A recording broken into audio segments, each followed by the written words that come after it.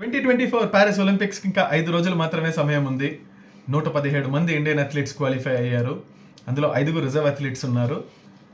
140 మంది support staff కూడా వెళ్తున్నారు ఒలింపిక్స్కి. ఇండియాకి ఫ్లాగ్ బేరర్స్ ఎవరు? PV Sindhu and Achanta Sharath Kamal. వీళ్ళిద్దరూ ఆ ఇండియన్ టీమ్ని ఓపెనింగ్ సెరమనీ టైంలో లీడ్ చేస్తారు ఇండియన్ కంటింజెంట్ని. టోక్యో ఒలింపిక్స్ 2020 అంటే 2021లో జరిగింది because of the coronavirus pandemic. అది ఇండియాకి బెస్ట్, ఎందుకంటే అందులో 7 మెడల్స్ గెలుచుకున్నారు. అండ్ అందులో బెస్ట్ మెడల్ ఏందో మనందరికీ తెలుసు, నీరజ్ చోప్రాస్ గోల్డ్ మెడల్. ఈసారి badminton, archery, shooting, hockey, athletics, weight lifting, boxing ఇలా ఎన్నో స్పోర్ట్స్ నుంచి మెడల్స్ వచ్చే అవకాశం ఉంటుంది. Shooting is the India's largest contingent. 21 athletes qualify అయ్యారు. అండ్ ప్రతి ఒలింపిక్ డిసిప్లిన్లోనూ ఇండియన్ పార్టిసిపేషన్ ఉంటుంది షూటింగ్లో.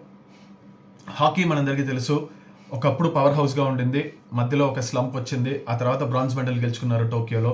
సో వాళ్ళు మెడల్ గెలుచుకునే అవకాశం ఉంది. నీరజ్ చోప్రా, నిఖత్ జరీన్, మీరాబాయ్ చాను, సాత్విక్ సాయిరాజ్ రంకిరెడ్డి అండ్ చిరాగ్ శెట్టి బ్యాడ్మింటన్ డబుల్స్లో. ఆర్చరీలో దీపికా కుమారి ఒక మెడల్ రావచ్చేమో. సో ఇలా ఎన్నో మెడల్ హోప్స్ అనేవి ఉన్నాయి ఇండియాకి ఆ 117 మంది అథ్లీట్స్లో. నేను ఎవరెవరు మెడల్స్ గెలుచుకుంటారు అనుకుంటానో ఆ లింక్ డిస్క్రిప్షన్లో ఇచ్చాను. అలాగే ద టోటల్ ఇండియన్ అథ్లీట్స్ ఎవరెవరు ఏ స్పోర్ట్లో పార్టిసిపేట్ చేస్తున్నారో అది కూడా నేను డిస్క్రిప్షన్ సెక్షన్లో ఇచ్చాను. మనందరి సపోర్ట్ అక్కడ ఇండియన్ అథ్లీట్స్కి కావాలి. So stay tune and support team India.